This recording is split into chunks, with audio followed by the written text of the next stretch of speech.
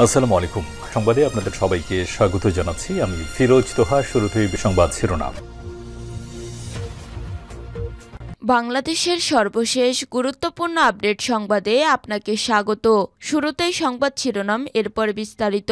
শুরুতেই জানিয়ে দিব, সুনামগঞ্জে বিএনপির দুই গ্রুপের সংঘর্ষ, নিহত এক। সুনামগঞ্জের মধ্যনগরে বিএনপির দুই গ্রুপের সংঘর্ষে একজন নিহত হয়েছেন। সোমবার 10 মার্চ রাতে উপজেলার মহেশখোলা বাজারে এই সংঘর্ষের ঘটনা ঘটে। এরপর জানিয়ে দিব, টুঙ্গিপাড়া নিষিদ্ধ ঘোষিত ছাত্রলীগের সাধারণ সম্পাদক গ্রেপ্তার।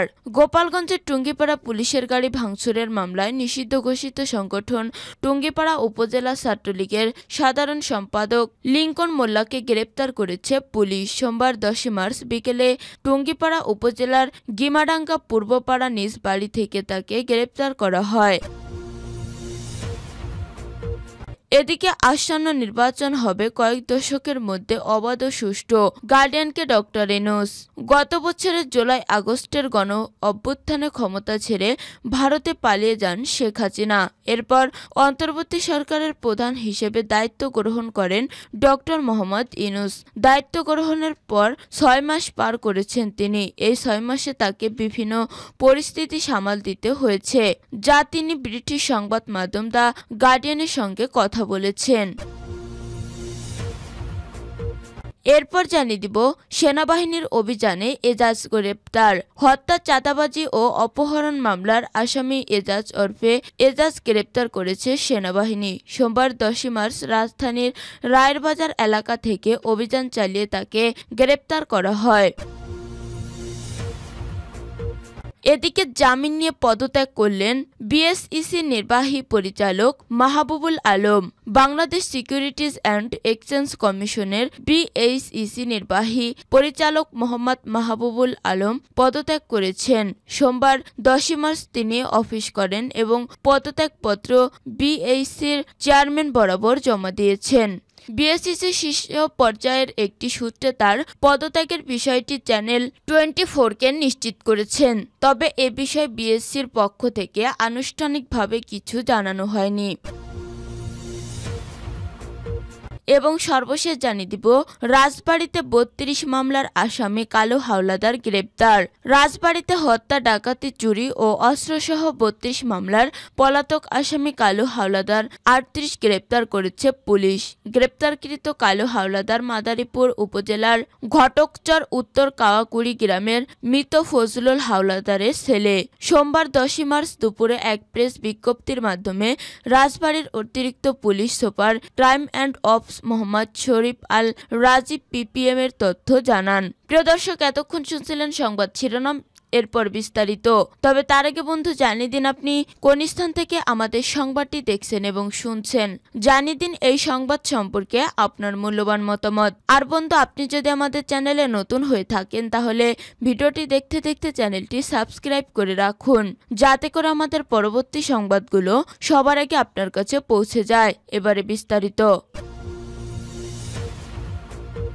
সুনামগঞ্জে বিএনপির দুই গ্রুপের সংঘর্ষ, নিহত এক। সুনামগঞ্জের মধ্যনগরে বিএনপির দুই গ্রুপের সংঘর্ষে একজন নিহত হয়েছেন। সোমবার 10 মার্চ রাতে উপজেলার মহেশখালী বাজারের এ সংঘর্ষের ঘটনা ঘটে। পুলিশ ও স্থানীয় সূত্রে জানা যায়, সোমবার রাতে তাহিরপুর উপজেলা থেকে মধ্যনগরের কমলাকান্দ নামক স্থানে যাওয়ার পথে গাড়ি থেকে চাঁদা তুলে সেই চাঁদার টাকার ভাগাভাগি নিয়ে মহেশখোলা বাজারে মধ্যনগর ইউনিয়ন বিএনপি নেতা মুক্তার হোসেন ও হারুন মিয়ার মধ্যে তর্ক বিতর্ক শুরু হলে দুজনের মধ্যে হতাহত শুরু হয়। পরে দুই পক্ষের নেতাকর্মীরা সংঘর্ষে জড়িয়ে পড়লে মুক্তার হোসেনের পক্ষে মোহাম্মদ আলী নামে একজন নিহত হন। মধ্যনগর থানার ভারপ্রাপ্ত কর্মকর্তা ওসি মোহাম্মদ সজীব রহমান জানান, পাথরের গাড়ি থেকে চাঁদা তোলার টাকা নিয়ে দুই গ্রুপের সংঘর্ষের ঘটনা ঘটে। এতে একজন নিহত হয়। টুঙ্গিপাড়া নিষিদ্ধ ঘোষিত ছাত্রলীগের সাধারণ সম্পাদক গ্রেপ্তার। গোপালগঞ্জের টুঙ্গিপাড়া পুলিশের গাড়ি ভাঙচুরের মামলায় নিষিদ্ধ ঘোষিত সংগঠন টুঙ্গিপাড়া উপজেলা ছাত্রলীগের সাধারণ সম্পাদক লিংকন মোল্লাকে গ্রেপ্তার করেছে পুলিশ। সোমবার 10 মার্চ বিকেলে টুঙ্গিপাড়া উপজেলার গিমাডাঙ্গা পূর্ব পাড়ার নিজ বাড়ি থেকে তাকে গ্রেপ্তার করা হয়। টুঙ্গিপাড়া থানার উপপরিদর্শক মনির হোসেন জানান, 5 আগস্ট সরকার পতনের পর গ্রেপ্তার এড়াতে পালিয়ে বেড়াচ্ছেন লিংকন। সোমবার পরিবারের সদস্যদের সঙ্গে দেখা করতে গোপনে বাড়িতে যান তিনি। পরে খবর পেয়ে পুলিশের একটি দল তার বাড়িতে গেলে টের পেয়ে বাড়ির দেয়াল টপকে পালানোর চেষ্টা করে লিংকন। এ সময় পুলিশ পিছনে ধাওয়া করে তাকে গ্রেপ্তার করে। তিনি আরও জানান, নিষিদ্ধ ঘোষিত সংগঠন ছাত্রলীগের সাধারণ সম্পাদক লিংকন মোল্লাকে খান সাহেব স্কুলের সামনে পুলিশের গাড়ি ভাঙচুরের ঘটনায় টুঙ্গিপাড়া থানায় দায়ের করা একটি সন্ত্রাসবিরোধী আইনের মামলার এজাহার নামীয় আসামি। তার বিরুদ্ধে আরও কয়েকটি মামলা রয়েছে। আসন্ন নির্বাচন হবে কয়েক দশকের মধ্যে অবাধ ও সুষ্ঠু। গার্ডিয়ানকে ডক্টর ইউনূস।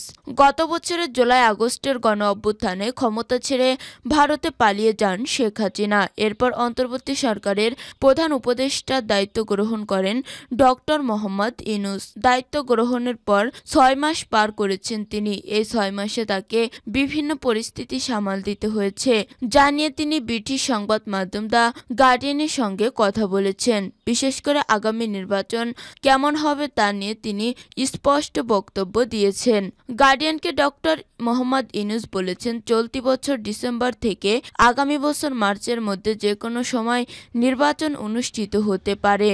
আর এই নির্বাচন হবে গত কয়েক দশকের ইতিহাসে সবচেয়ে অবাধ সুষ্ঠু নির্বাচন। তবে দ্য গার্ডিয়ানকে নবগঠিত দল জাতীয় নাগরিক পার্টির আহ্বায়ক নাহিদ ইসলাম বলেছেন, দেশের বর্তমান আইন শৃঙ্খলা পরিস্থিতিতে অবাধ সুষ্ঠু নির্বাচন আয়োজন করা সম্ভব নয়। গার্ডিয়ানের প্রতিবেদনে বলা হয়েছে, ডক্টর মোহাম্মদ ইউনূস যখন গত আগস্টে বাংলাদেশে ফিরে আসেন তখন তাকে স্বাগত জানায় বিধ্বস্ত এক দেশ। রাস্তাগুলো তখনও রক্তের লাল। মর্গে স্তূপ করা ছিল হাজারো প্রতিবাদী ও শিশুর লাশ, যাদের গুলি করে হত্যা করেছিল পুলিশ। 15 বছরের কৃতিত্ববাদী শাসনের পর ছাত্র নেতৃত্বাধীন এক বিপ্লবের ক্ষমতাচ্যুত হন শেখ হাসিনা। নাগরিকদের প্রতিশোধের ভয়ে হেলিকপ্টারে করে দেশ ছাড়েন তিনি।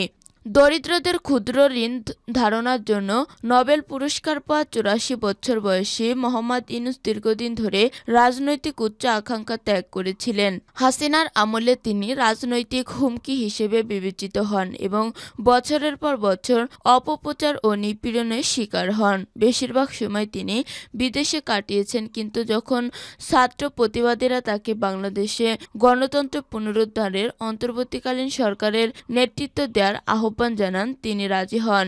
গার্ডিয়ানকে তিনি বলেন, শেখ হাসিনা যে ক্ষত করেছিল তা বিশাল। এটি একটি সম্পূর্ণ ধ্বংসপ্রাপ্ত দেশ ছিল, যেন আরেকটি গাজা। তবে এখানে ভবন নয়, পুরো প্রতিষ্ঠান, নীতি, মানুষ এবং আন্তর্জাতিক সম্পর্ক ধ্বংস করা হয়েছে। জুলাই ও আগস্ট মাসে রক্তাক্ত কয়েক সপ্তাহে তার দমনমূলক শাসনের বিরুদ্ধে প্রতিবাদে 1400-এর বেশি মানুষ নিহত হয়। জাতিসংঘের মতে পুলিশের এই সহিংস দমননীতি মানবতা বিরোধী অপরাধ হতে পারে। তবে শেখ হাসিনা সব ধরনের অতিরিক্ত বল প্রয়োগে অভিযোগ অস্বীকার করেছেন। ডক্টর ইউনূস দেশের সমস্যাগুলোকে শেখ হাসিনার শাসনের ফলাফল হিসেবে দেখতে দৃঢ় প্রতিজ্ঞ। তিনি বলেন, শেখ হাসিনার শাসন কোনো সরকার ছিল না, এটি ছিল একদল ডাকাতের পরিচয়। উপর মহলের আদেশ পেলেই কাজ হতো। কেউ সমস্যা সৃষ্টি করছে, আমরা তাকে গায়েব করে দেব। নির্বাচন করতে চান, আমরা নিশ্চিত করব যে আপনি সব আসনে জিতবেন। টাকা চান, ব্যাংক থেকে $10 লাখ ঋণ নেন, যা ফেরত দিতে হবে না। সেনাবাহিনীর অভিযানে এজাজ গ্রেপ্তার। হত্যা, চাঁদাবাজি ও অপহরণের মামলার আসামি এজাজ ওরফে হেজাজকে গ্রেপ্তার করেছে সেনাবাহিনী। সোমবার 10 মার্চ রাজধানীর রায়ের বাজার এলাকা থেকে অভিযান চালিয়ে তাকে গ্রেপ্তার করা হয়। জানা যায়, Mohammadpur, Dhanmondi, Hazaribagh, new market, elephant road ও কলাবাগান এলাকায় প্রভাব বিস্তার করতেন এজাজ। তিনি দীর্ঘদিন কারাভোগের পরে গত বছরের 15 আগস্ট জামিনে বের হন। এরপর থেকে ঢাকার বিভিন্ন এলাকায় চাঁদাবাজি এবং অপহরণ করেছেন তিনি। কিছুদিন আগে এলিফ্যান্ট রোডে এক ব্যবসায়ীকে প্রকাশ্যে হত্যার উদ্দেশ্যে গুলি ও কোপানো হয়। স্থানীয় সূত্রে জানা যায়, এই এজাজ ওই মামলার প্রধান হামলাকারী। এজাজের বিরুদ্ধে রাজধানীর বিভিন্ন থানায় হত্যা, চাঁদাবাজি ও অপহরণ ঘটনায় ১২ থেকে ১৫টি মামলা রয়েছে। এলাকাবাসী জানা যায়, ঢাকার বিভিন্ন জায়গায় তার প্রায় ১১২ থেকে ১১৫ সদস্যের বিভিন্ন সশস্ত্র সন্ত্রাসী সদস্য ও অনুসারী রয়েছে।